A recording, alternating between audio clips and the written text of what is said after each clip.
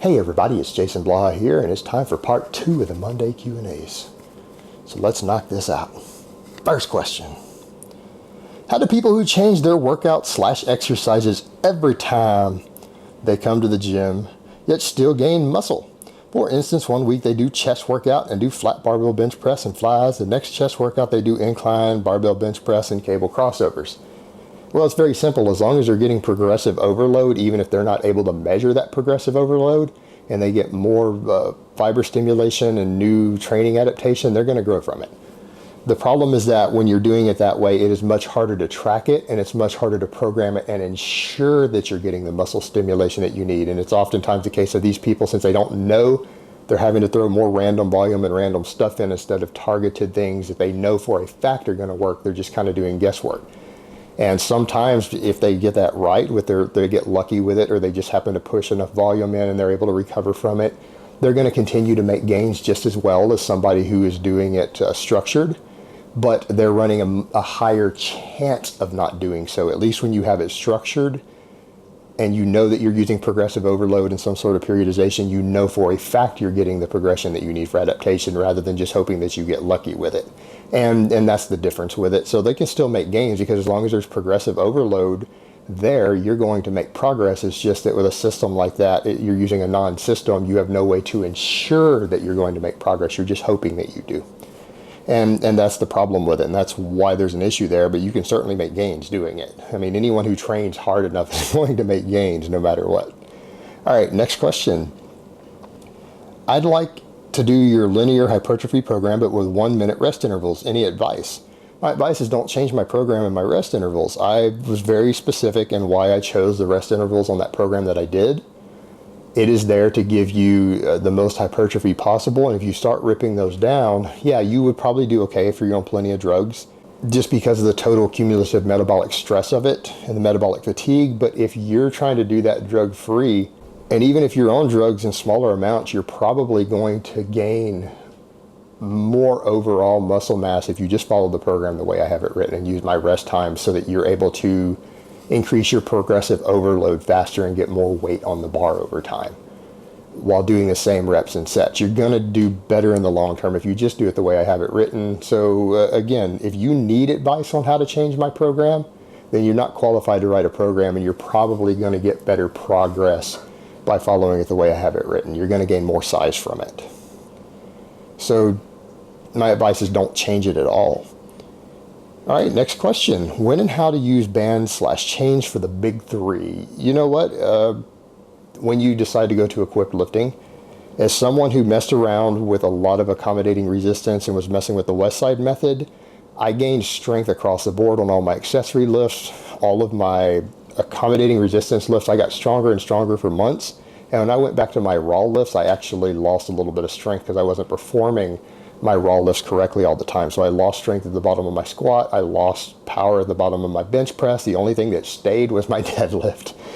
So I recommend to you that if you're not going to do equipped lifting, don't mess with accommodating resistance other than as an occasional accessory work. It's not something I would recommend that you do on a daily basis at all.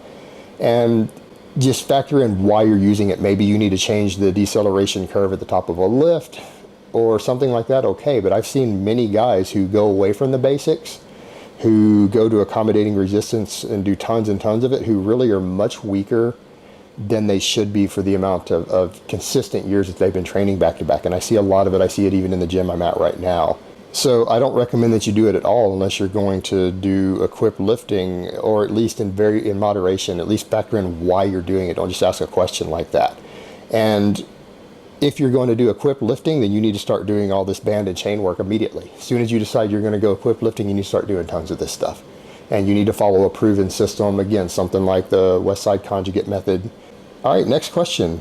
Working a job 3 days a week and burn roughly 500 to 700 calories on those days from walking, etc. How would I go about adding this to my calories so I still gain around 0.5 pounds per week? On my off days, I don't walk near as much. Quit worrying about it, because you don't even know for a fact that you burn 500 to 700 calories a day walking.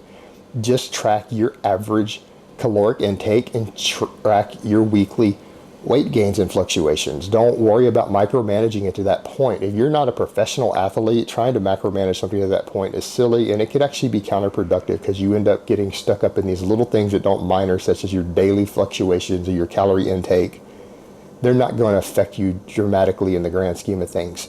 And you might get it wrong. For example, you're walking more and burning through more calories on those days. Well, you could also make the argument that you could eat more calories the night before so that you have more glycogen stores to burn through.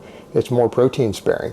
That you're going to eat more on those days so that you're fully recovered from your training, and then you can go into those and they're going to be more cardio oriented days, and you could be lifting on the other days. It's just, it doesn't work that way. And also the thing to remember, outside of carbs, which are absorbed fast, most of your things like protein and fats are absorbed much slower. They don't even work on a 24-hour cycle. There are times when you're absorbing calories in your GI tract 48 to 72 hours after you ate it. So trying to micromanage your individual days because you're more active and you walk at work on a day-to-day basis, and you're not a professional athlete trying to be the top 1% in the world in your sport, you're really micromanaging things that don't matter. They're not going to affect you. Just eat the same. Make sure that your caloric intake is consistent, and don't worry about little things like that. They're not that big of a deal unless you notice a difference, that if you don't eat a little more on those days, you're weaker the next day. In which case, it's okay. Feel free to play with it a little bit, but I wouldn't waste a lot of time worrying about something like that. It's just not going to be that significant, and it may end up hindering you instead of helping you to mess with it. All right, next question.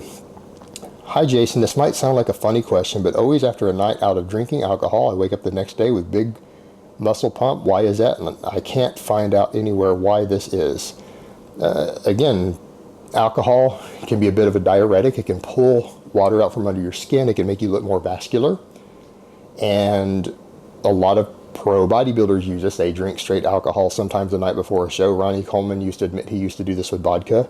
So you've got that factor in that you're just getting in more calories. You're getting in all of these alcohol calories, which your body's going to be its preferential fuel source. It tends to be glucose sparing. And so if you're burning through the alcohol that night and you're consuming carbs with it, because most of the time you're not drinking straight liquor with no carbs. And if you're consuming carbs with it, you're storing the carbs as muscle glycogen. So you're going to look more pumped. You're going to feel more pumped from the extra glycogen. And then the alcohol, again, makes your veins more prominent and can pull a little water out from under the skin so that you just look bigger and leaner. All right, next question.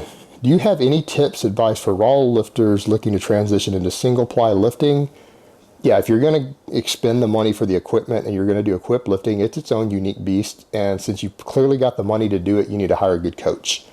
Don't go into equip lifting on your own. You need to either work with someone who is very experienced with using the shirts and the squat suits and everything to teach you as a friend, someone you know, or you need to go hire a coach to help you with it. Do not undertake equip lifting on your own and try to learn it by yourself. You're wasting your time. You're going to throw away a lot of money on equipment, and you're going to end up probably not doing as well at it as you should. You need to have someone teach you all the techniques. And again, since you already have the money to invest in equipment, you probably have plenty of disposable income, so go ahead and hire a coach. All right, next question. Are there any drawbacks to doing power movements such as box jumps and push jerks on the same days as doing more foundational strength exercises, e.g. squats, deadlifts? No, in fact, a lot of athletes train this way. They do all of their plyometric work and explosive training oftentimes after their heavy strength work. It's pretty common to do. As long as you're recovering from it, it's fine. The only downside would be that you've expended energy on the big movements, and so you might not be quite as good at these other movements because you've expended energy and you're fatigued a little bit, so you might not be at your ideal performance on them, but you're still going to make progress while doing them. Now, the only time it could become a problem is if you do it the other direction. You try to do these big, heavy squats and deadlifts after doing these other movements, you're going to predispose yourself to higher rates of injury. You're going to be more fatigued, and you're not going to progress as much on the big movements. So my advice is, if you're going to do them, make sure you do them afterwards. All right, next question, and the last question of the week. Why don't militaries allow or even promote the use of anabolics, EPO, and other PEDs? Surely this would create better soldiers, especially if they are as safe as you say. Well, they don't do it publicly because there would be public outcry and there are ethical issues with it. But it should be pretty obvious to anyone who thinks about it logically that most of the militaries probably have programs where they do this. And anyone who really knows people who do any sort of spec ops or special forces, you would probably know that a big chunk of those guys are pretty much on drugs anyways. I know quite a few who use anabolics. I know quite a few who ask me questions about how to do their stacks over the years. And so the use of performance enhancing drugs is very prevalent in any sort of spec ops force. They're very, very common. And that's just people doing it on their own. And oftentimes the officers and other people involved turn a blind eye to it. And in other cases, there may be some cases to where it is actively done and promoted and paid for with your tax dollars, but it would be kept on the down low. Something like that would be, because of the sensitive nature of it, would be something that would be classified. So you're not going to hear about it, probably, not directly. All right, guys, but that's really all I have to say on that today. I hope it's been informative, and I will talk to you guys next time.